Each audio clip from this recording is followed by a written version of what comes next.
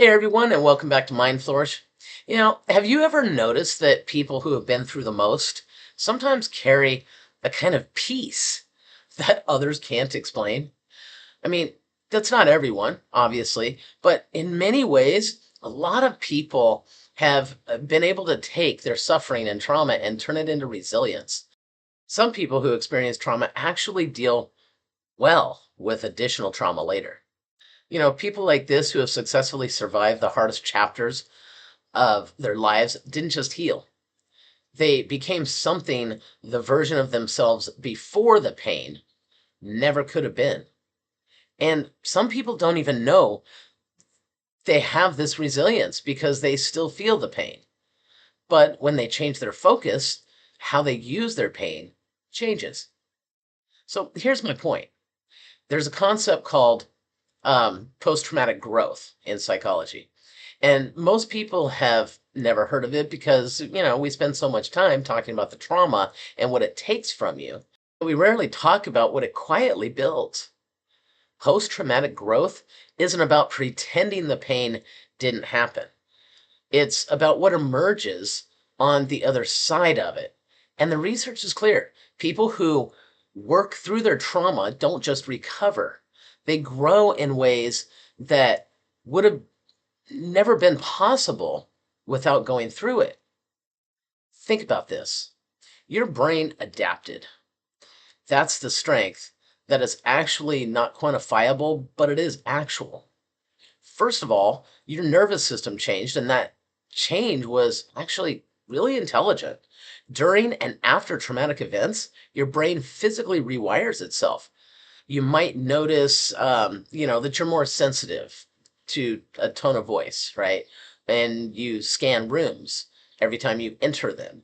You feel things before other people even realize that something happened.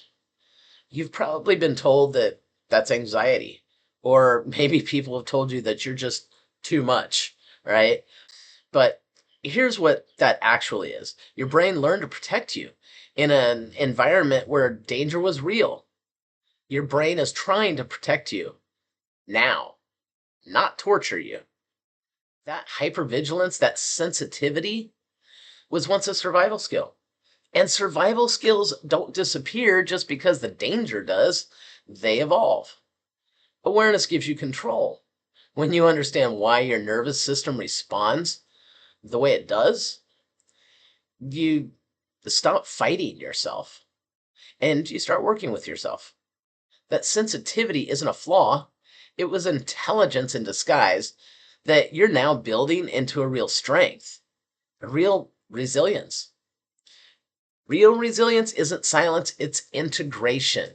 So, my second point, resilience isn't about holding it together, it's about letting yourself process.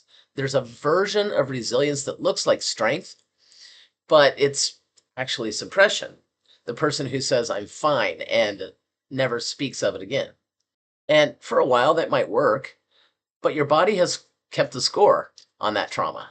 And at some point, it's going to rebel. So, real resilience, the kind that actually builds you, requires something harder than silence. It requires integration. Looking at what happened, naming it, and saying, that was real. That affected me. And I'm not the same person I was before it. You can't build on something you haven't processed. When you allow yourself to fully acknowledge what you went through, not to stay there, but to understand it, something shifts. The experience stops being something that happens to you and starts becoming something that happened for you. Not because the pain was deserved, but because you are the one who decided what it was going to mean. The strongest people you know aren't the ones who never broke. They're the ones who put themselves back together and knew exactly how every single piece fit together. The growth is already happening. So, my third point is that the resilience you built from surviving your trauma is already inside of you. Research on post traumatic growth identifies 5 specific areas where survivors develop in ways that people who haven't faced deep adversity often don't. Personal strength, deeper relationships, a new appreciation for life, the discovery of new possibilities, and a shift in perspective so profound that some people describe it as becoming a completely different person, not a damaged one, but a deeper one. If you've suffered trauma, think about who you are right now, the way you read people, your tolerance for pain, your capacity for empathy, the things that used to shake you that no longer can, that didn't come from an easy life. Because when you live an easy life, you typically bypass those things. You don't even see them. That came from you choosing on the days when it was hardest to keep going. Building resilience after trauma isn't a process you complete. It's a process that you live every time you choose presence over avoidance. Every time you speak your experience instead of swallowing it. Every time that you recognize that your past is something that shaped you, not something that defines you. There's a big difference in that. The person that you became on the other side of that pain, that's not a coincidence. That's resilience made real. Learning how to heal from trauma doesn't mean forgetting what happened. It means refusing to let what happened be the ceiling on what's possible. You don't have to erase the past.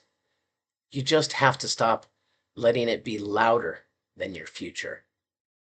The wounds are real, but so is what has grown from them. And that is where your strength lives. Well, everyone, I hope this benefited you.